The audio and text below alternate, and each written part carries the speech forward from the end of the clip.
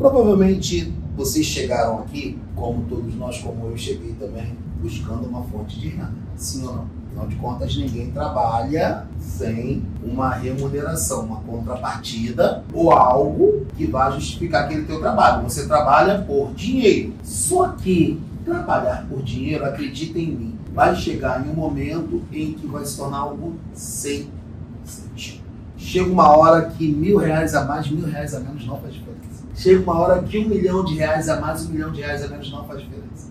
Como é que tu fala pra mim que R$1.000, R$1.000.000 a mais não faz diferença? Claro, no nível que a gente está talvez faça. Mas a nossa intenção é chegar a um nível que esse dinheiro realmente não faça diferença. E aí parece algo tão distante, algo que é um tanto quanto fantasioso, um tanto quanto distante da realidade, que a gente fica pensando assim, cara, o que esse maluco tá falando? Independente de qualquer coisa, você como ser humano, você tem diversas camadas. Você é um ser social, você é um ser espiritual, você é um ser financeiro e tantas outras camadas que constroem ou compõem um ser humano. O que é dinheiro para você, Ronan? Dinheiro. Vamos lá. Dinheiro, possibilidade.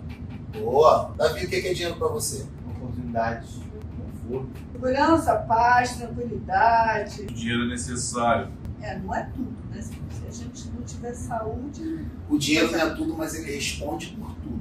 Dentro do mundo onde a gente está, o dinheiro é a grandeza objetiva, quantitativa, que vai me permitir ter possibilidades, oportunidades, conforto, segurança, paz, tranquilidade, ter necessidades supridas. Dinheiro até então é tudo isso aqui. Mas, além disso aqui, que responde a essa grandeza aqui financeira, onde está a grandeza, por exemplo, espiritual? E o que o dinheiro representa no nível espiritual para você? No nível social, você é um ser social também.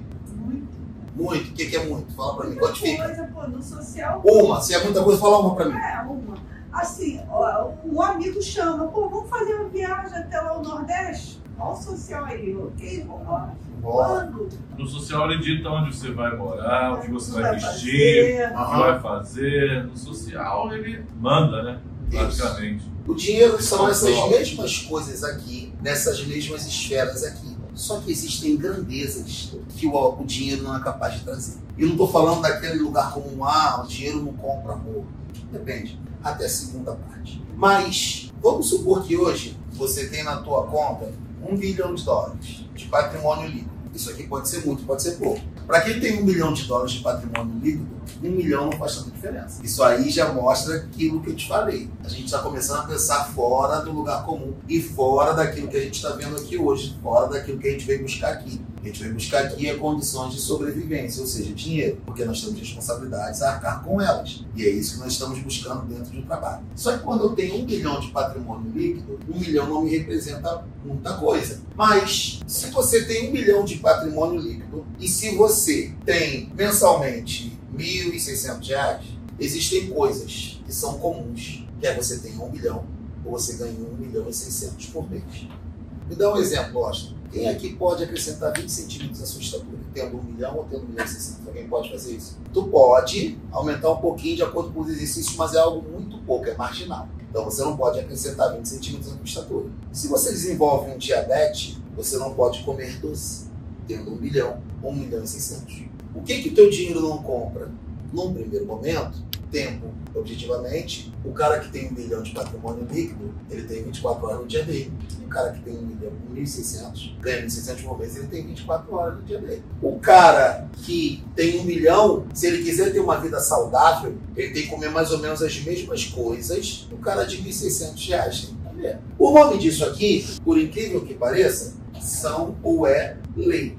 O que é uma lei? É algo que funciona independente do ambiente. Dentro de um país, a lei maior, a Carta Magna, é a Constituição Brasileira. Então, você estando dentro do país, você vindo de fora, ou você sendo natural do país, você tem que se submeter a uma lei. Mantendo aqui essa realidade do cara que tem 1 bilhão de patrimônio líquido, ou do cara que ganha R$15 mil por ano, 15, 18 mil reais por ano. Isso aqui dá 18 mil reais por ano, mais ou menos, tá? Isso significa que mais ou menos 95% da população brasileira vai ter essa renda aqui no ano.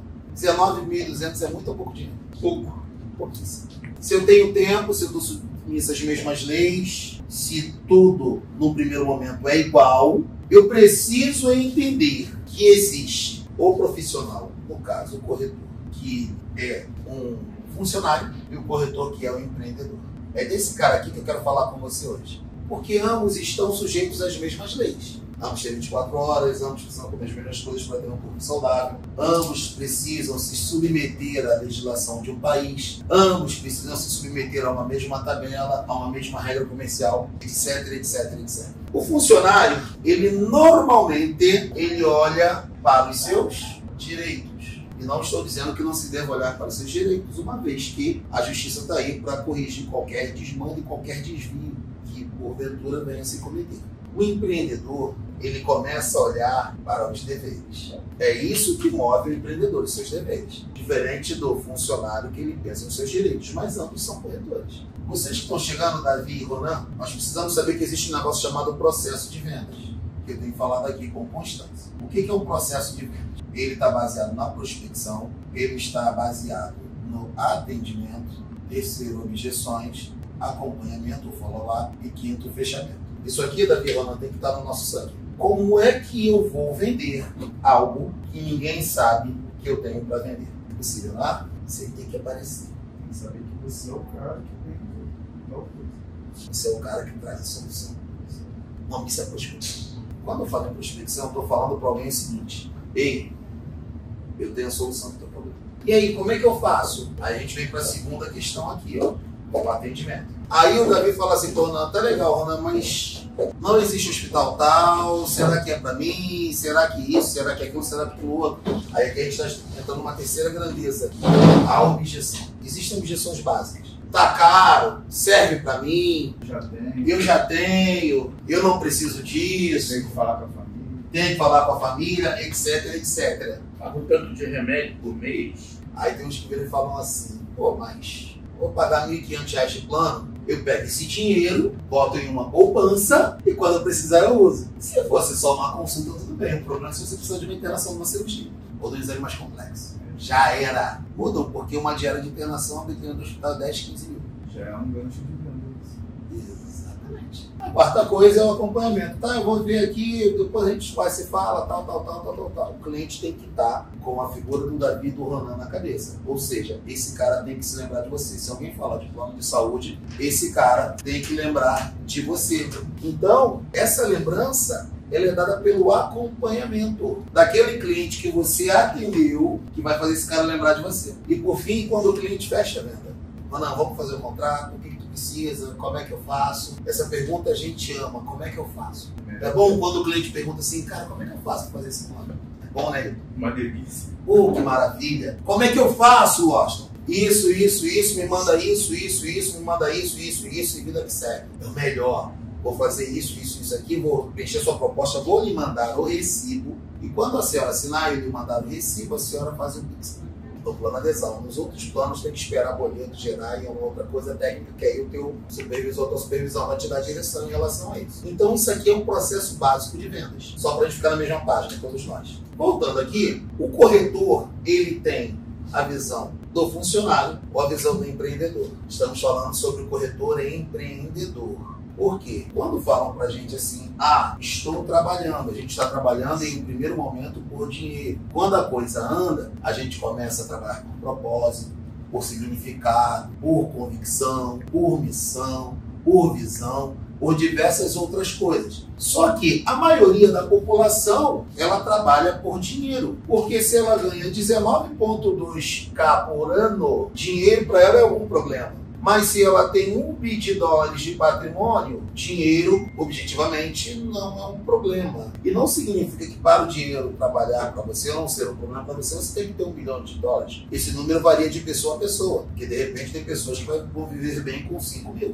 Há pessoas que vão precisar de 15 mil para viver bem. Outras de 30 mil. Aí esse número é pessoal. Porque não se engane não, você vai falar assim para mim, Washington, mas eu só preciso de R$3.000 para viver por mês. A grande questão, acredita em mim, é que quando você chegar ao rendimento de 3 mil, você vai começar a conhecer coisas que vão fazer com que o seu custo de vida aumente. Por causa de um fenômeno chamado demanda reprimida. A demanda reprimida me diz que há coisas que eu gostaria de comprar se tivesse condição, mas com os meus R$3.000 eu não consigo comprar. Mas também existe um fenômeno, e aí é que a coisa começa a mudar, aqui no caso do empreendedor, que quando ele chega aos 3.000, ele automaticamente vai querer escalar para 5, 10, 15, 20, 25, 30 mil mês. Ele vai querer escalar esses valores. Agora, o Ronan de 3.000 é um, o Ronan de 30.000 é outro.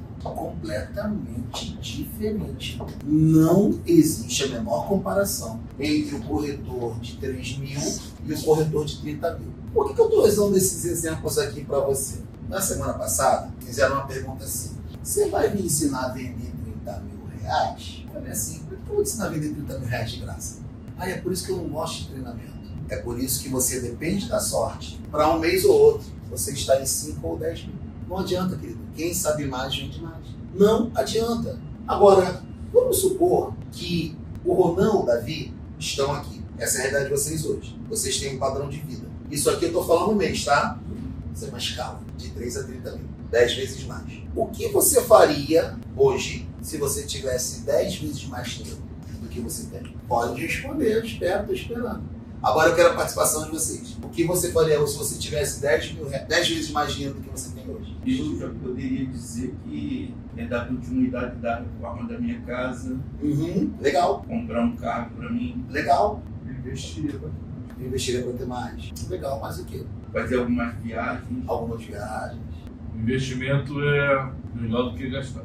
Investir é melhor do que gastar, porque você bota o dinheiro para trabalhar para você. E isso também usaria também para investimento no meu negócio também. Deixa eu dizer uma coisa para vocês. A verdade, queridos, é que muitos de nós talvez nunca tenhamos esse valor aqui. Eu vou te explicar por quê. Não é porque você não mereça, não é porque você trabalha pouco, não é nada disso. Talvez muitos de nós não tenhamos aquele valor ali, que a gente nem sabe o que a gente vai fazer com aquele valor. A gente não tem um propósito. Quando eu falo para vocês do corretor de 3.000 em contraposição ao corretor de 30.000, hoje, se a gente perder ou deixar de ganhar 3.000, faz uma diferença, sim ou não? Sim. Mas qual a diferença de 3.000 em relação aos 30 que você ganha? Quase não existe, cara. Por quê? 3.000 é 10% dos teus 30. Agora vamos fazer um outro exercício aqui. Se ao invés de 30.000, nós falássemos em 300.000. Aqui eu estou falando de 10 vezes mais e aqui eu estou falando de 100 vezes mais. E se você tivesse 100 vezes mais dinheiro do que você tem hoje, o que você faria? O padrão muda. Porque às vezes, Luciano, o padrão daqui para cá já muda. Porque você começa a ter atitudes ou a viver uma demanda reprimida que aqui você não conseguiria suportar. O grande problema é essa demanda reprimida. Pois é, e aí que tá. Se você não começar a entender que o teu salto de 3 para 2 exige uma preparação, R$2.000 a mais vai te destruir. Gerar 30.000, 10 vezes mais. Ou que gerar 300.000, 100 vezes mais. Porque às vezes, 100 vezes mais dinheiro vai te destruir, cara. Por quê? Eu vou te explicar. Você vai começar a comprar coisas que você não precisa. Você vai começar a querer resolver todos os problemas do mundo. Pessoas vão se aproximar de você pelo que você tem e não pelo que você é. Você vai começar, você ou alguns, quando eu falo você, eu falo de uma maneira geral, tá? Não estou falando de um indivíduo aqui dentro. A pessoa vai começar a querer fazer festinhas e convidar todo mundo. A pessoa vai querer começar a ostentar. A pessoa vai querer uma mansão poderosa lá no bairro do Morumbi. É o que acontece com um jogador de futebol. Participar de jogos. Ou então aqui no Rio, uma mansão no Jardim Pernambuco, ali no Leblon, assim, as mansões mais caras do país. Uma mansão aqui no Jardim Pernambuco, a mais barata está em 17 milhões. 1.000 vezes 1.000. Aqui eu estou falando de 300 mil, tá? Não dá para comprar. Ou então você vai ter que passar por muitas vezes. Mas aí que tá, quando você está no Jardim Pernambuco, o teu padrão é outro. Então, por essas e por outras, que R$100.000, 100 vezes mais dinheiro, pode te destruir, se você não estiver pronto para isso. Aí alguns vão dizer assim, mas eu não preciso disso para viver. O grande erro é esse. A gente vive pelas nossas necessidades. A gente trabalha pelas nossas necessidades. A gente trabalha para pagar contas. A gente trabalha para suprir algo que está nos faltando. Esse é o grande problema. Porque quando eu chego a esse patamar de 100 vezes mais, eu não devo mais estar trabalhando por necessidade, mas sim por propósito. Essa é a grande questão. Que a gente precisa sair da caixinha, porque às vezes R$5.000 vai me permitir comprar uma motinha que eu nunca tive.